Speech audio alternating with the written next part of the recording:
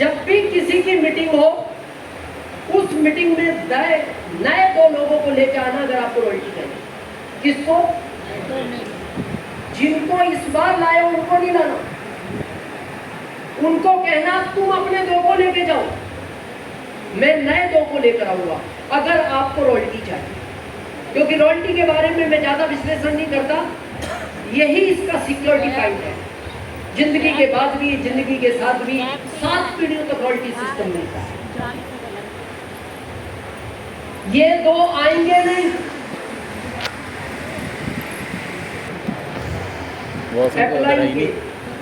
कोई पिताजी करता धरता जैसे आपकी अप्लाइन होती है। क्यों जाना नहीं चाहते थे? क्योंकि आपको भविष्य नहीं दिखता था, पिताजी को आपका भविष्य दिखता था। ये 2 लोग आना नहीं चाहिए क्योंकि इनको आरसीएम में इनका भविष्य नहीं दिखता, आपको दिखता है।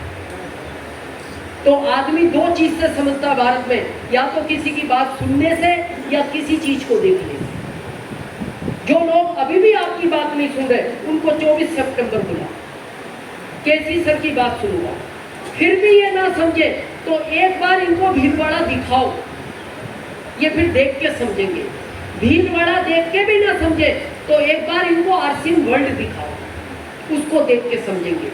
उसको देख के भी ना समझे तो एक बार इस कंपनी के मालिक को दिखाओ, उनको देख कर समझे। और उनको देखकर भी ना समझे तो फरीदाबाद में आकर किसी अच्छे डॉक्टर को दिखाओ,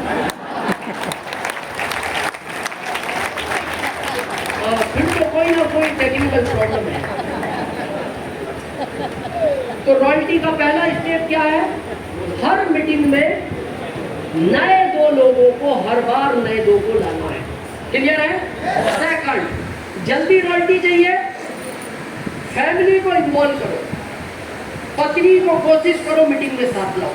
मैं ये नहीं कह रहा बॉम्बे, कलकत्ता आसपास मीटिंग ला सकते हो तो लाओ। आज ये बहुत सारी महिलाएं, मैं बहुत खुश हूं इनको देखकर, और मैं आपसे वादा करता हूं जिनके साथ ये आई हैं उनको आरसीएम में कोई डायमंड जाने से रोक नहीं सकता, रोक ही नहीं सकता। पता है क्यों? बहुत लोग कहते हैं सर ये पुरुषों का बिजनेस है। ये पुरुषों का बिजनेस नहीं, ये महिलाओं का बिजनेस है। यस। आरसीएम के पहले याद करो, जब आप जॉब करते थे या दुकान करते थे, घर से लिस्ट कौन बना के देता था इस सामान की? पत्नी ने लिख दिया रेड लेवल चाय, आपकी ताकत नहीं, आप बाग बकरी ले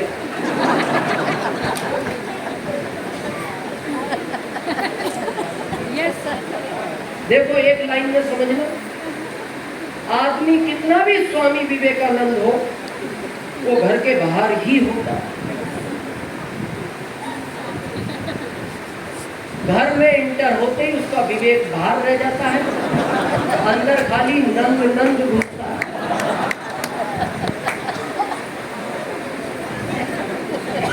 और घर जाके उसको पत्नी एक ही बात बोलती है, आप में अकल नहीं है।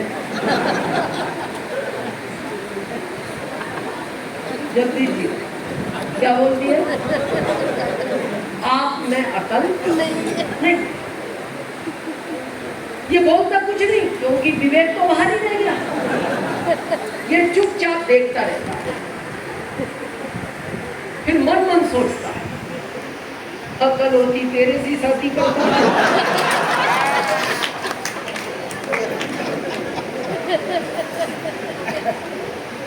आरसीएम को लेके जितने भी झगड़े हैं वो पत्नी के हैं, परिवार।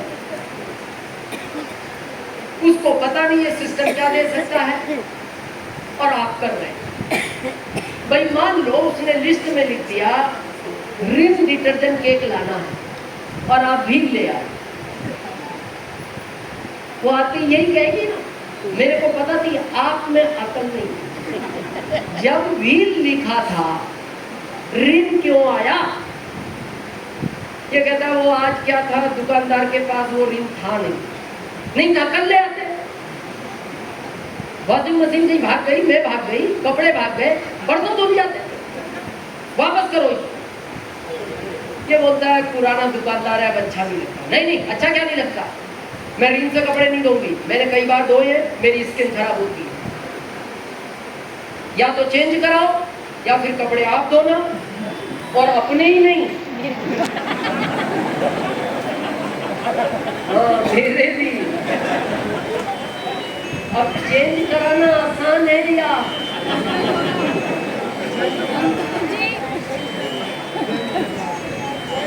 नरेश जी क्या आसान है? और हमारे साथ यही हो रहा है, हम घर में ले जाके प्रोडक्ट रखते हैं आखिर के, पत्नी इन्वॉल्व नहीं है, वो रोज बोलती किसने कहा था ये लाने का। और हम देखो एक्चुअली क्या हो गया, अभी मैं सुबह किसी से बात कर रहा था, जयप्रकाश जी होटल में थे, आदमी भारत का लर्निंग मोड में नहीं रहा, ये टीचिंग मोड में चला गया। प्राकृतिक हमें हर पल सिखाना चाहती है, हम सीखना नहीं चाहते। जिनको हम कमजोर मानते हैं, भारत में सारी ताकत भगवान ने इनको एक्स्ट्रा दी है।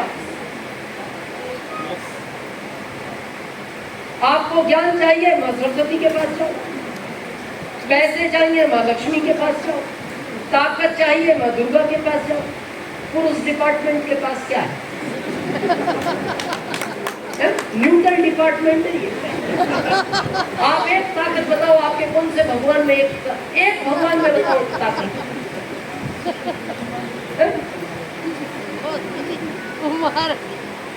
विष्णु जी आंख नहीं खोल रहा, उनसे जाके पुरुष वर्ग ने कहा कि महिलाओं के साथ 3-3 देवियां हैं, हमारा कोई ध्यान करेगा कि नहीं? वो कहते हैं देखो, पहले खारे पानी में लेटा रखा है मेरे को, दूर तक पीने का पानी नहीं है, और मेरे से अपेक्षा रखते हो कि तुम्हारी कोई मदद करूं, मैं कोई आंख नहीं खोलूंगा, लक्ष्मी से जाके मिल लो।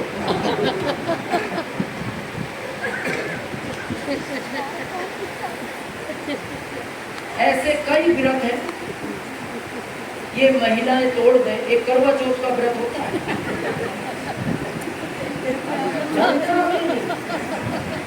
उसी के चक्कर में बैठे हो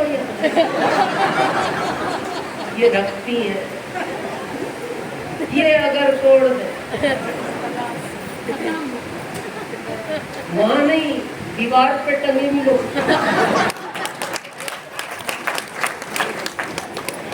ये जानती है। देखो कितनी ताकत दी भगवान ने। ये अगर वो व्रत तोड़ दे, और ऐसे कई व्रत है, आप एक ऐसा व्रत बताओ पुरुष तोड़ दे और इनको सर्दी हो जाए। आपने भी कहा गुस्से में आप तोड़ दिया, कुछ नहीं होना ही, और ये तोड़ दे।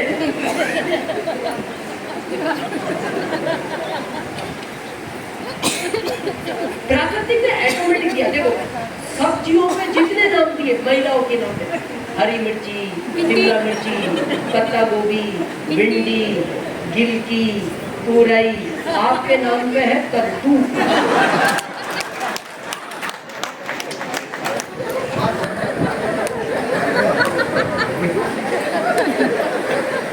अब ये तो इन्होंने नहीं रखे ना सब्जियों के नाम, ये कोई तो रख के गया होगा, मैं भी नहीं जानता। और फिर हम कह रहे हैं सर आज सिर्फ देखो, मैं एक लाइन में सिंपल बात करते हैं, आपकी अपनी जरूरत क्या है per month, only for you, know include पत्नी, बच्चे, माता पिता। कितना खर्च है जब किसी आदमी का? 4-5 हजार। सुशील जी मैं कह रहा हूँ आप डायमंड भी बन जाओगे ना, 5 ही हजार खर्च रहेगा। वही हेल्थ गार्ड की सब्जी, वही 4 चपाती, ये कोट पैंट, ये टाई और सूट। और आपको यकीन न हो, आप सब पुरुषों को खड़ा करो, 7 में कलर नहीं निकलेगा, 6 में खत्म, सफेद, नीला, काला, पीला खत्म। इनको खड़ा करो, एक का एक से मैच नहीं मिलता।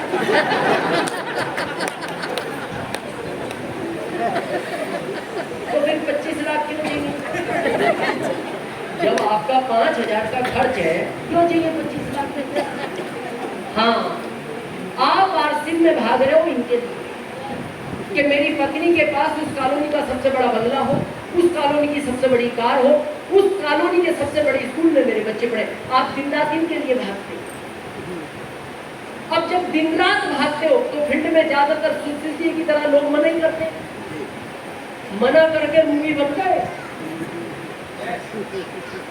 तो इच्छा क्या होती है, जब मना करते हैं तो बाहर ना चाय की इच्छा ना खाने की इच्छा, क्योंकि मोरल डाउन हो गया। तो इच्छा क्या होती है, घर जाते ही पानी मिलेगा, चाय मिलेगी, खाना मिलेगा। अब जैसे आप घर में इंटर हुए और पत्नी आरसीएम में इन्वॉल्व नहीं है, क्या लगता है, चाय पानी? वो देखते ही एक बात आपको कहेगी, आ गए घूम फिर गए, काम तो कुछ है नहीं, इस दुनिया के सबसे निठल्ले व्यक्ति हो तुम, सुबह आरसीएम के नाम पे निकलते हो, दिन भर घूम घाम के घर आ जाते हो, और मैं जानती हूँ आपसे कोई जुड़ा तो होगा नहीं, और आपसे कोई जुड़ भी नहीं सकता। ये बात मैं इसलिए कह रही हूँ, आज तक मैं ही आपसे नहीं जुड़ी, लोग क्या जुड़ेंगे। अभी पानी की बात नहीं हुई, चाय दूर है, खाना दिख ही नहीं रहा, अब ये क्या करेगा बेचारा, ये क्या अपेक्षा ले जाएगा, जाती चाय पानी, फिर ने नाराज कर दिया, पत्नी ने तो और उल्टी बात सुनी। और देखना, पत्नी को एक ताकत दी है भगवान ने, इसको अगर जिस दिन घर का काम नहीं करना हो, ये सिर पे एक रुमाल बांधती है और बोलती है मेरा सिर फटा जा रहा है। और इस दुनिया में कोई डॉक्टर आज तक नहीं बना जो वो ये चेक कर ले ये सर फट कहाँ से रहा है। महिला कितनी खुश है, ये पता क्यों खुश है, ये याद कर रही है वो कपड़ा बांधा कितनी बार है और कितनी बार। अब जैसे इसकी बाइक की आवाज सुनी, नीचे आ गया, और ये अपोजिट है आरसीएम के, तुरंत बांध लिया था। और जैसे ये घर में एंटर हुआ, ये शुरू,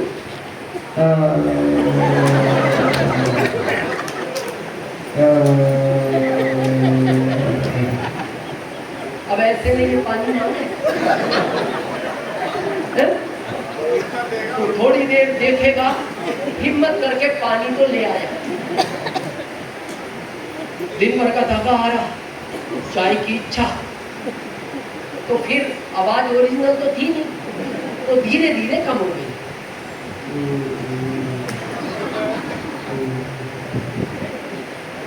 5 मिनट बाद इसको पता लग गया रिलैक्स है मामला, तो फिर इसने हिम्मत की,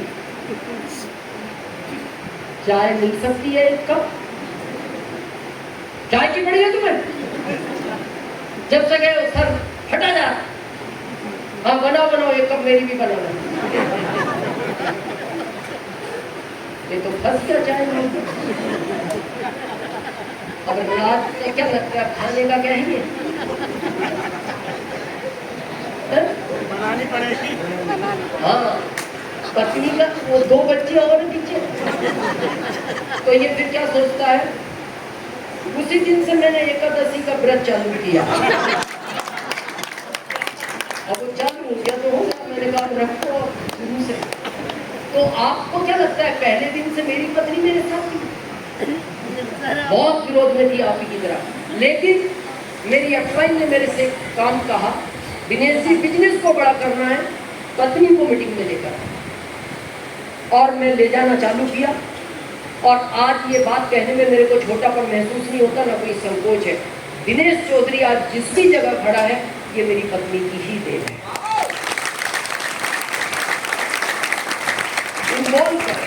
अभी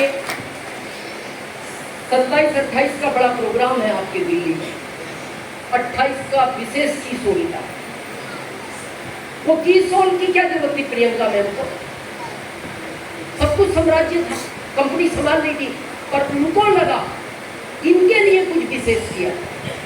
क्योंकि देखो जीवन में पत्नी हमसे कहती नहीं, पर किसी को मांगना अच्छा नहीं लगता। यस जब वो चलते टाइम आपसे कहती है जी खर्चे के 700 रुपए दे के जाना, 4 दिन बाद आओगे, क्या करोगे 700 का? लो 500 लो 500। क्या लगता है आपको, उसको अच्छा लगता है पैसे मांगने का? पत्नी तो छोड़ो, भिखारी आपसे पैसे मांगे आप दूर से फेंक देना, वो रिटर्न फेंकता है। बोले भाई साहब देने हैं तो थोड़े से नियम से दो। भिखारी जरूर हो पर सिद्धांत बाकी हो।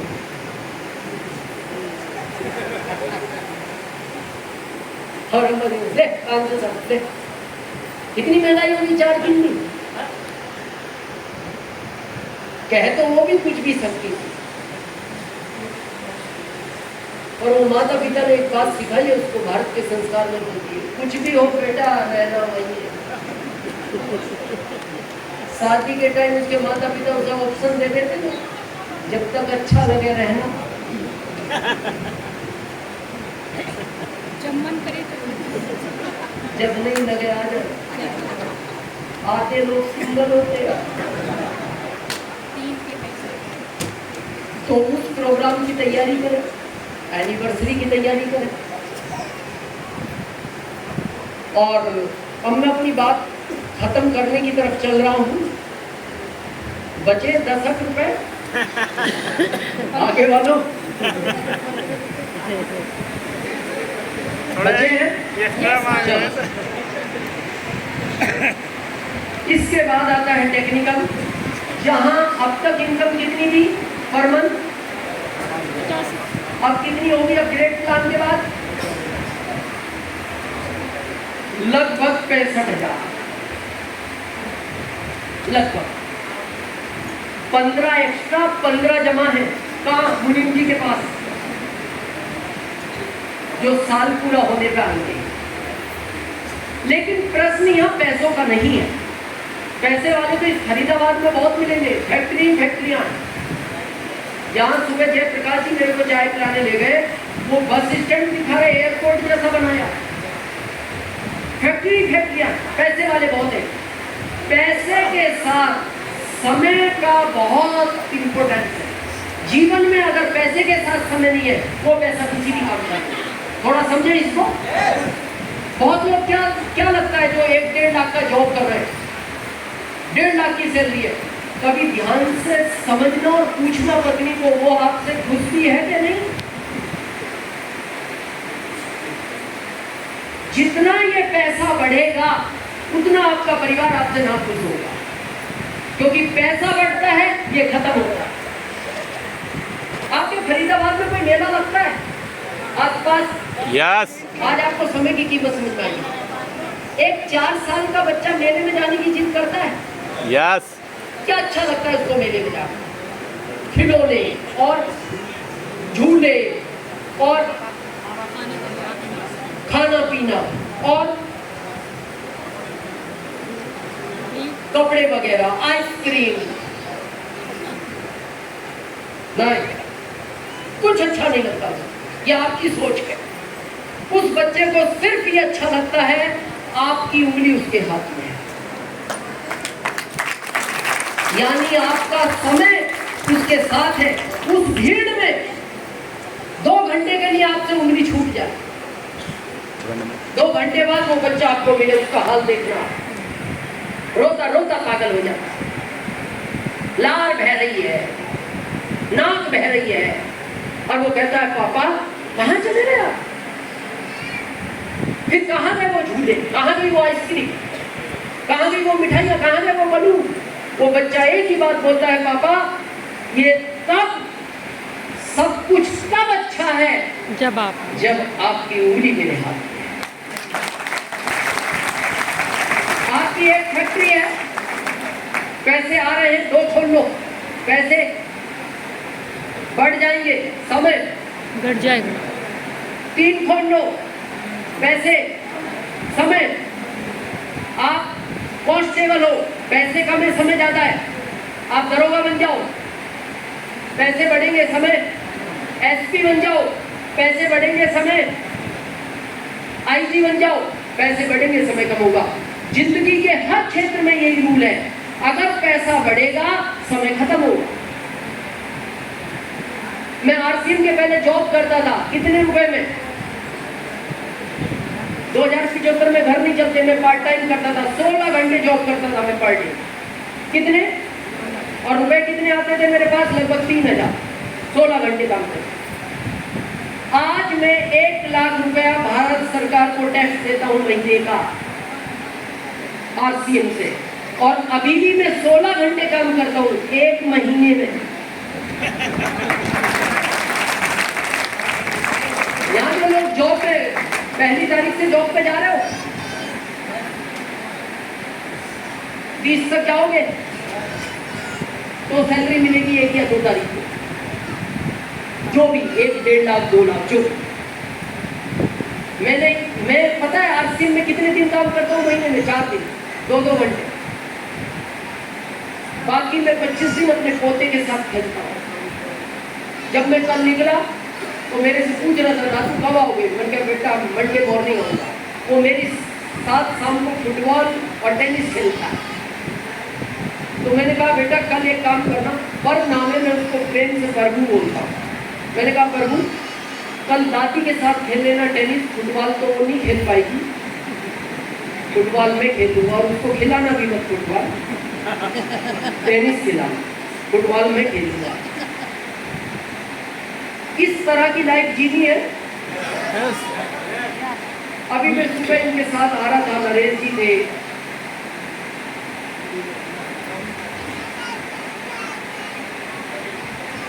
ये हमारे सारे एमराल्ड सीनियर एमराल्ड रूबी, तो मैं इनको मेरे घर का वो दिखा रहा था कैमरे पे लाइव।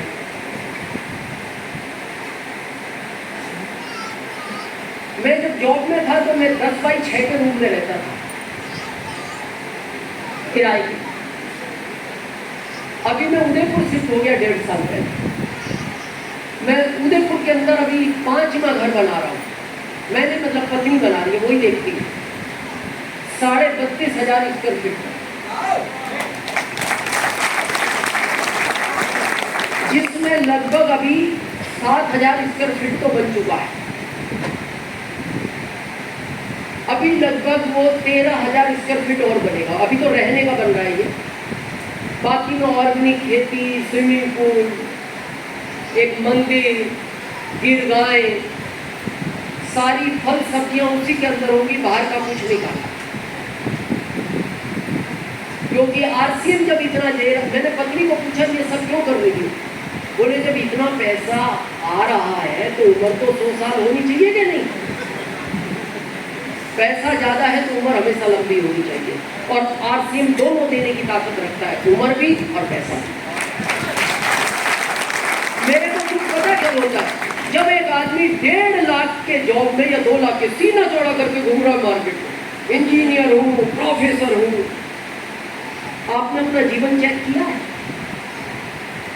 जितना बड़ा जॉब है आप परिवार को टाइम नहीं दे पा रहे। पत्नी बार बार बोलती है मार्केट चल रहा है, मार्केट चल रहा है, और आपका क्या उत्तर है? कल चलेंगे, कल चलेंगे। 1 महीना हो गया तो फिर पत्नी को भी गुस्सा आ जाता है, देखो जी चलना हो तो चलो, 2 दिन बाद करवा चौथ है, मैं भी वैसे टाइम नहीं दे पा रहे, कम से कम उसको तो टाइम दो। फिर ये थोड़ा सा अटेंशन, नहीं परसों चलेंगे, पक्का पक्का। घर से निकला, मैं तैयार रहूंगी 5 बजे, चलना ही है, हाँ तैयार रहना, मैं आ जाऊंगा। 5 बजे जैसे ही ऑफिस से निकला, बॉस ने पूछा कहाँ जा रहे हो? सर जाना जरूरी है। फाइल कंप्लीट है? सर कंप्लीट है, 1% बाकी है, सुबह कर दूंगा। 99 कर, नहीं तुम क्या समझते हो, मेरे ऊपर से प्रेशर है, मेरे को फाइल अभी चाहिए। सर आप समझ नहीं रहे, मेरी सिचुएशन खराब है। अब वो बॉस कह रहा है तू मेरी नहीं समझ रहा, मेरी भी ऊपर से खराब है। सर जाना जरूरी है, फाइल कंप्लीट करो। सर जाना जरूरी है, परमानेंट जाओ। यस, क्या करेगा? File complete. रुकेगा क्यों? याद आ गया, पीछे 5 रुका, करने लगा फाइल कंप्लीट। 5:15 बजे पत्नी का फोन आया, कहां तक पहुंच गए? सॉरी नहीं आ पाए। क्यों नहीं आ पाए? बॉस ने रोक लिया। बताओ वो पत्नी मन मन क्या बोलती है, आपसे तो नहीं कहती, वो मन मन कहती है मैंने शादी आपसे की थी।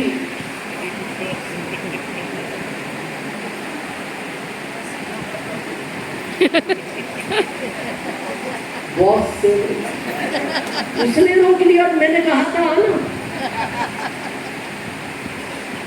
क्या जीवन है? बड़ी फैक्ट्री है, आप दिन के 5 लाख कमा रहे हो। पत्नी ने कहा मार्केट चल रहा है, हम क्या बोलते 1 लाख रुपए भेज रहा हूँ, कार और ड्राइवर भेज रहा हूँ। वो मन मन कहती है मैंने शादी आपसे की थी। और देखना जितने पैसे वाले हैं ये पत्नियों के साथ ये नहीं ड्राइवर घूमते। जितना ज्यादा पैसा उतने ज्यादा नौकर साहब। क्या जीवन है? और हम कहते क्या जरूरत है आपसी? या जॉब में है, ईमानदारी से बताना आपके फरीदाबाद में जो भी लोग जॉब करते हैं, पूरे भारत के अगर सर्वे करें, अपन फरीदाबाद की बात करते हैं, जॉब वाला व्यक्ति शाम को सब्जियां ज्यादा खरीदता है या सुबह? शाम को। शाम को। पता है क्यों? सुबह सब्जियां ताजी मिलती हैं, महंगी मिलती हैं।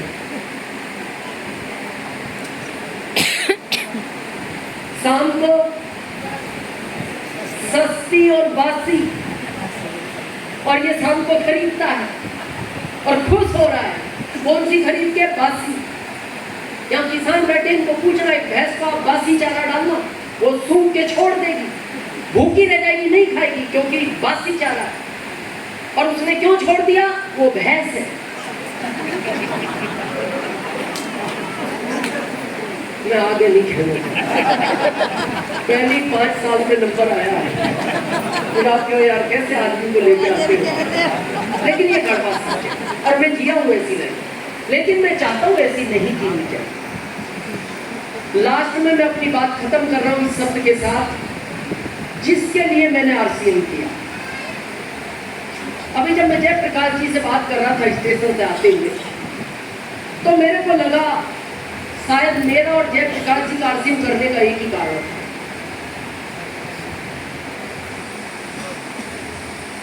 आप यूं बस 2 मिनट में हम बात खत्म कर रहे हैं, फिर हम वंडरवर्ल्ड चलेंगे। बड़े ध्यान से समझना इस कहानी को। यू आप, पत्नी, 2 बच्चे, बूढ़े माँ बाप, यही वो 5 पेट जिनके लिए आप यूपी छोड़कर फरीदाबाद आए हो, जिनके लिए बिहार छोड़कर फरीदाबाद आए हो, जिनके लिए झारखंड छोड़कर आप फरीदाबाद आए। आपका तो वहां भी चल सकता है, समस्या इन 5 की थी। और इसी के लिए ये आदमी दिन रात भागता है पागलों की तरह, पागलों की तरह। और देखना जीवन में और जब भी घटनाएं घटेगी वो इसके साथ घटती है, इनके साथ नहीं घटती। जिनके लिए ये भाग रहा था घटना भी इसी के साथ घटेगी। आपने हमेशा एक बात सुनी होगी, एक ट्रेन जा रही थी, सामने से मालगाड़ी आ रही थी, दोनों टकराई, इस ट्रेन में 100 लोग मर गए। यही सुना या कभी ऐसा सुना? एक ट्रेन पटरी से जा रही थी, पटरी से उतरी, गांव में घुसी, उस घर में 5 लोग सो रहे थे, 5 को कुचल गए। इसका मतलब जो घर के अंदर है ये सुरक्षित है, और जिसकी वजह से ये सुरक्षित है ये सुरक्षित नहीं है, ये सुरक्षित नहीं। अब मैं आपसे एक प्रश्न पूछना चाहता हूं, भगवान कभी किसी के साथ ऐसा ना करे। जिस दिन इस मुखिया के साथ कोई घटना घटती है, सिर्फ उन परिवारों से मिलना आप एक बार, उनका आप दर्द सुनोगे ना, आपको 1 महीना नहीं मिलेगा। इस कोरोना में बहुत लोगों ने खोया है इस मुखिया को। ये एहसास है नहीं हमें, और हम समझदार इतने हैं, जानते सब कुछ है। कार के बारे में कितने लोग नॉलेज रखते हैं? कितने पहियों में दौड़ती है वो कार? चार। आप जब नई कार लेते हो, चारों पहिए नए हैं, जितने अगले घूमते इतने पिछले घूमते। ईमानदारी से सोच के बताना, घिसते कौन से पहले? अगले। चले बराबर किलोमीटर है, अगले ही क्यों घिसे?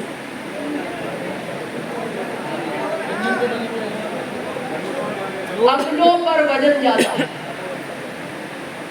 यानी जिम्मेदारियां ज्यादा है। अगले ही पहले गड्ढा कूदते हैं, अगले ही पहले ब्रेकर कूदते हैं, अगले ही उस कार को खींच रहे, पिछले तो फिर ही चलते हैं। और ब्रेक भी पहले अगलों का ही लगता है। सेम जीवन है हमारा उसी घर की तरह। आप उस परिवार के अगले पहिए हो। परिवार की जिम्मेदारी आप पर, रिश्तेदारी की जिम्मेदारी आप पर, इनको पालने की जिम्मेदारी आप पर, बच्चों को पढ़ाने की जिम्मेदारी आप पर, माता पिता का मेडिकल कराने की जिम्मेदारी आप पर। और इसी के चलते ये पहिया पहले घिसता है। और हम कितने समझदार लोग हैं, जब कार के अगले पहिए घिसते तो हम उनको पीछे डालते हैं, अगले नए डलवा लेते हैं। क्यों? चारों नहीं बदलवाए आपने, अगले नए, और जो थोड़े घिस गए वो। क्या कारण है? नियम ये है, वो ही हमारी जिंदगी का है कि कार अगर 110 पे चल रही है और अगले टायर अगर फट जाए कार के, वो कार बिना पलटे नहीं रुकती। और आपको सर्वे करना हो, यूट्यूब पे सर्च करना, बॉम्बे से नागपुर का एक एक्सप्रेस हाईवे बना, 1 साल के अंदर 500 से ज्यादा एक्सीडेंट हुए उस रोड का। कितने? 500 से ज्यादा कारें पलटी हैं। और अभी वहां गवर्नमेंट पता क्या रूल ले आई? वो सीमेंट की रोड है, उस पर कोई टर्न नहीं है, कोई होटल नहीं है।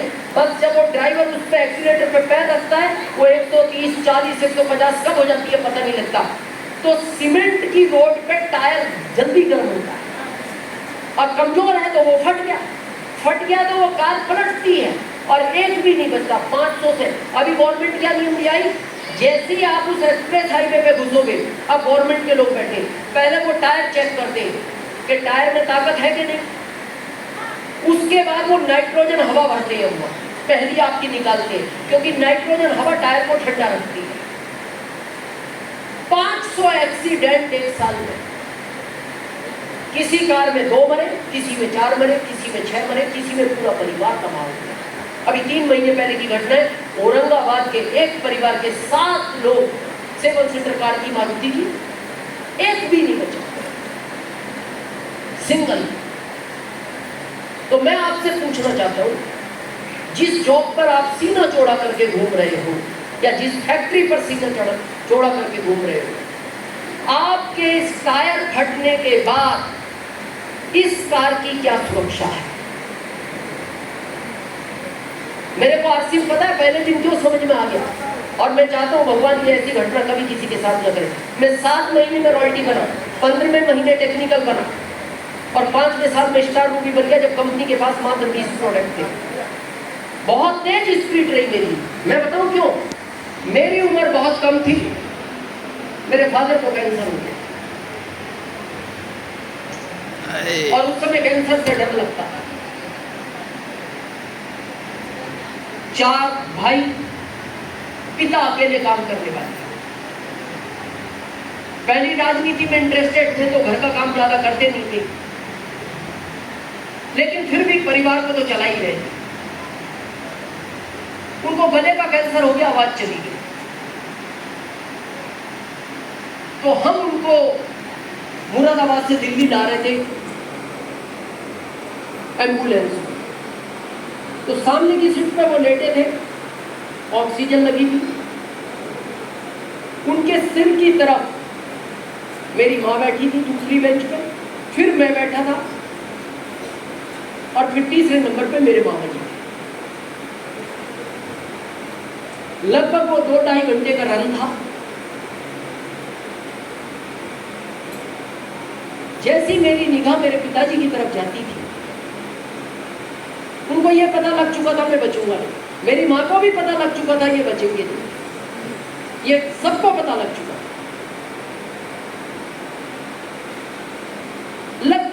10-15 मिनट में वो अपने हाथ से मेरे घुटने पे हाथ मारते।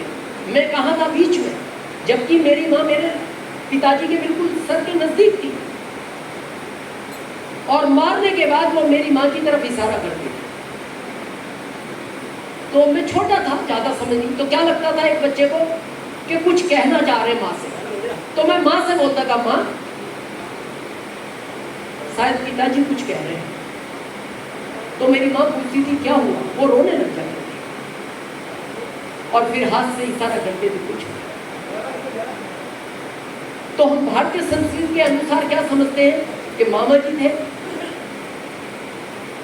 तो एक पति कभी भी बच्चों के सामने पत्नी को टच नहीं करता। मैं ये सोचता कहना इनसे चाह रहे, हाथ मेरे मारते शायद इसीलिए, मैं बच्चा था। ये रास्ते में कम से कम 15-20 बार हुआ। हाथ मारा, माँ की तरफ इशारा किया, रो पड़े। माँ पूछती क्या हुआ। 1 महीना एडमिट रहे, ऑफ हो गए। मामा जी जब अंदर से आए, उन्होंने मेरे से आके कहा, बेटा जिया जी नहीं रहे। सोचो जिन बच्चों को अभी समझ नहीं है, उनके ऊपर से तो एक पहाड़ टूट गया, एक बहुत बड़ा साया खत्म हो गया। जब ये बात उन्होंने मेरी माँ से जाकर कही, आप बिलीव नहीं करोगे, मेरी माँ 2 मिनट ऐसे देखती रही और देखते देखते उसकी आंखें बंद हो गई, वो बेहोश हो गई, जिसको आज हम कोमा बोलते हैं।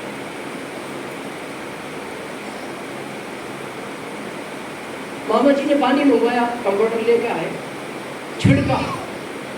20 मिनट बाद वो होश उठाई, फिर बहुत तेज रोई और वो एक ही लाइन बोलती थी, सब कुछ उजड़ गया, कुछ नहीं बचा। कभी वो दीवार में सर मार। हमें ये चिंता, उधर पिताजी संभालेगा कौन, माँ को कौन संभाले। मामा जी ने घर खबर भिजवाई, किसी को भेजो। 3-4 लोग गांव से आए। 3 साल तक वो मेरी माँ कोमा करे, 3 साल। होश आता, थोड़ा सा पहले हम कुछ खाने को देते और फिर एक ही बात बोलती, बेटा कुछ नहीं बचा हमारे पास। और फिर वो थोड़ी देर बोलती, बेहोश हो। इतना टेंशन हो गया हमें, कुछ दिन बाद ऐसा लगा कि शायद हम माँ को भी खो देंगे। तो उस समय साधन नहीं थे, तो हमने किसी से खबर भिजवाई, मामा जी के गांव। मामा जी को भेजी।